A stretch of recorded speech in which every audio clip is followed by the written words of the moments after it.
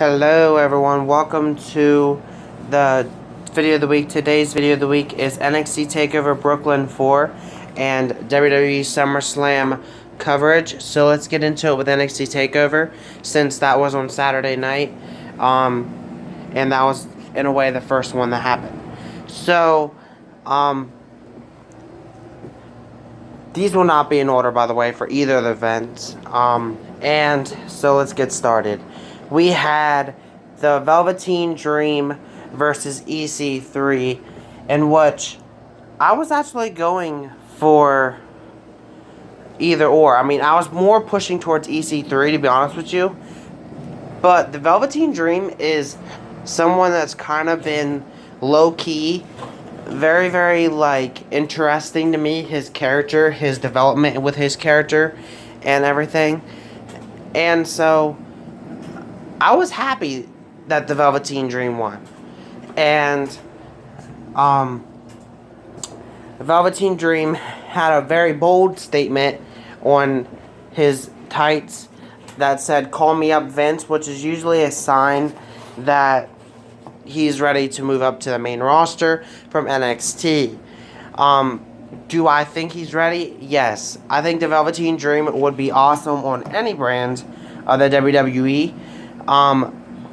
But if I had to choose what brand I would love him to go to, I would love to see him fight the likes of Dolph Ziggler or even Seth Rollins. I think that would be quite interesting. Also, another quite interesting match that I would love for him to fight would be Nakamura, because him and Nakamura kind of have a little bit of a history from NXT, so that would be quite interesting as well. But that's that. Then we had the NXT Tag Team title match between the Undisputed Era, represented by Roderick Strong and Kyle O'Reilly, taking on Mustache Mountain, aka Trent Seven and Tyler Bate, in which I was actually going for either or as well. I was more pushing towards Mustache Mountain, to be honest with you, but the Undisputed Era picked up the win. And I mean, it's tough to go against the Undisputed Era, because the Undisputed Era is a tag team. I mean, they literally are a group tag team, because everybody kind of knows each other's strengths and weaknesses in the group, and they benefit from that. So that's definitely something for them. However, the real story is, after the match, they were attacked by the War Machine, aka War Raiders, and that's the big thing, because the War Raiders are probably going to be their next big task on hand for the tag team titles, in which I do think that they are going to have their hands full with the War Raiders.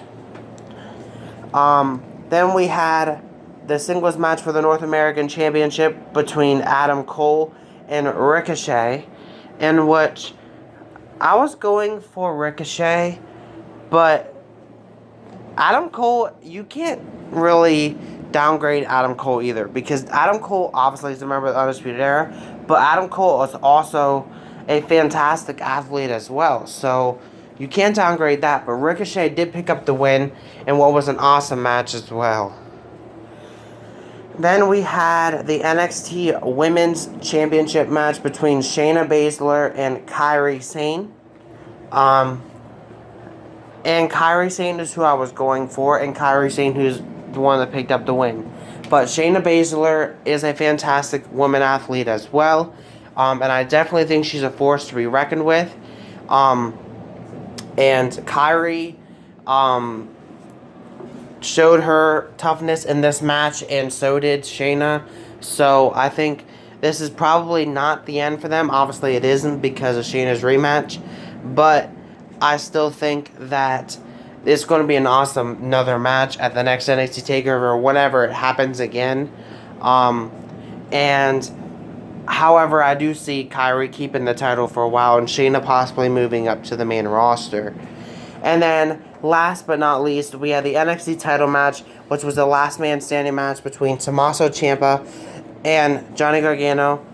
And Johnny is who I was going for, but I honestly think Johnny Gargano had this in the bag, but he got a little bit overconfident with the whole handcuffing Tommaso to the one thing and then running, kneeing him, which ended up causing him to have a knee injury and not be able to reach the 10 count to get back up onto his feet, costing him the match. So, Tommaso won the match, and so it's quite interesting how things are going to go. Is Johnny actually fully injured? Because Aleister Black, it's not said when he will be able to return. And it's not even said on whom he'll be going after, because he's focused on whomever attacked him, which obviously could have been Tommaso or Johnny. But anyways, let's get into SummerSlam, which again, these are not in order. But on the pre-show, we had Andrade Cien Almas and Zelina Vega versus Rusev and Lana in a mixed tag team match. I was going for Rusev and Lana, but Andrade Cien Almas and Zelina Vega won by a little bit of cheating from using the ropes as leverage for a pin. Then also on the pre-show, we had the Cedric Alexander versus Drew Gulak match for the Cruiserweight title. I was going for Cedric Alexander, to be honest with you, but if I remember right, in this match, Cedric Alexander used a little bit of tights holding to get the pick up the win. I don't know if that's actually true or not, but from what I heard and what I seen, I think that's what happened. I wonder if Drake Maverick's going to mention anything about that to Cedric. Anyways, and then also we had the B Team versus the Revival, in which the B Team came out victorious, which I'm very happy about. I'm a big fan of the B Team on the pre-show as well. Then we had the Bludgeon Brothers versus New Day for the Raw Women, or the SmackDown Tag Team titles. And New Day won by disqualification because the Bludgeon Brothers used their sledgehammer things.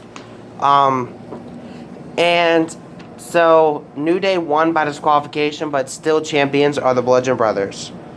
And then we had the Money in the Bank briefcase on the line as Braun Strowman took on Kevin Owens, in which Braun Strowman came out victorious, and which was pretty much a basic, normal, quick match. Then we had Shinsuke Nakamura versus Jeff Hardy in a singles match for the United States Championship, in which Nakamura came out victorious. Then Randy Orton came out, walked to the ring like he was going to attack Jeff Hardy, and then walked back without doing anything to Jeff Hardy, which still has me confused. And then we had the IC title match between Dolph Ziggler with Drew McIntyre in his corner and Seth Rollins with Dean Ambrose in his corner. Seth Rollins picked up the win. And I honestly thought that Dean Ambrose was probably going to turn on Seth Rollins after the match and or in the match, but it didn't happen, which I'm happy about, to be honest with you. And Seth is the new IC champion, so I'm happy about that as well. Then we had Daniel Bryan versus The Miz in a singles match, which, to be honest with you, I didn't really mind who won. But The Miz cheated to win, so it wasn't really the best. Then we had the SmackDown Women's Championship match between Carmella, Becky Lynch, and Charlotte in a triple threat match, in which I was going for Becky Lynch, to be honest with you, but I wouldn't have minded if Carmella kept it. But Charlotte won, and the reason why I say Charlotte didn't really deserve it is because, yes, Charlotte did fight Carmella to get the opportunity to join the match, but I don't think it was right because Carmella was the champion, so obviously she was going to be in the match. Becky Lynch had to fight multiple women, multiple matches to even gain this opportunity to get into this match. Charlotte Flair came back one night, helped Becky, got a match against Carmella. If she won, she was in the match. Which she did win, and then she was put in the match. Like, how is that fair at all to Becky? So that's why I agree with what Becky Lynch did after the match, which was after the match, after Charlotte had won, Becky Lynch attacked Charlotte after the match, which I can honestly say kudos to Becky Lynch because she deserved it. And then we had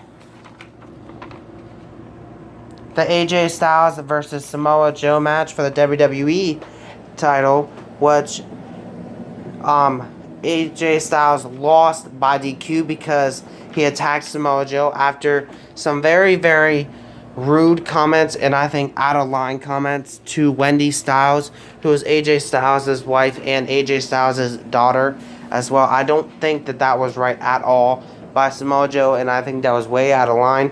Whether it was storyline or not, I still think it was way out of line. Anyways, so AJ got disqualified because he pretty much went berserk and attacked Samoa Joe after the comments to his wife and daughter.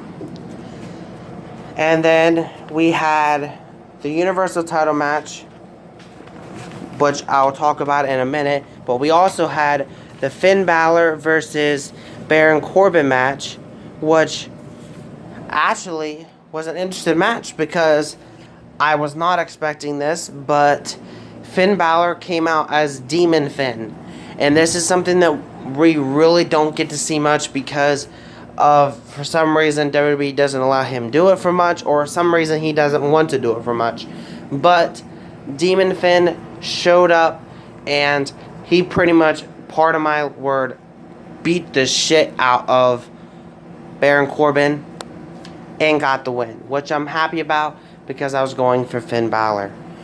And last but not least, we have the Universal title match between Brock Lesnar and Roman Reigns, in which, before the match even started, Braun Strowman came out and said he will cash in on whomever wins the match. The reason what I mean by cash in is obviously he has the Money in the Bank briefcase. He can cash in for a world title shot on anyone at any time that he pleases. But that obviously did not happen because what happened was Brock Lesnar during the match had taken out Braun Strowman, but doing so he was taking his eyes off the prize, which was Roman Reigns. And Roman Reigns was able to beat Brock Lesnar, which thank the heavens he was, because Brock Lesnar is finally no longer Universal Champion, which, again, thank God, in my personal opinion, because Braun Strowman or Roman Reigns is 10 times better as Universal Champion than Brock Lesnar will ever be, because Brock Lesnar's Universal Championship reign literally sucked. So anyways, I'm happy that Roman won the title, but Roman still has to worry about that whole Braun Strowman thing with the Money in the Bank briefcase, because the Money in the Bank briefcase was never officially cashed in at SummerSlam. And with Monday Night Raw coming up tomorrow, that's very much possible. Anyways, so that's going to end out the video of the week. Next Wednesday's video of the week will be me creating my own custom superheroes. Again, custom superheroes in Sims 4, because every world needs its own superheroes. Look, we have our Marvel superheroes and our DC superheroes and our own personal superheroes in our minds. So why can't the Sims world have their own? Anyways, I'll see you guys all next Wednesday for another video of the week, but I'll see you guys all tomorrow for Sims World. Bye.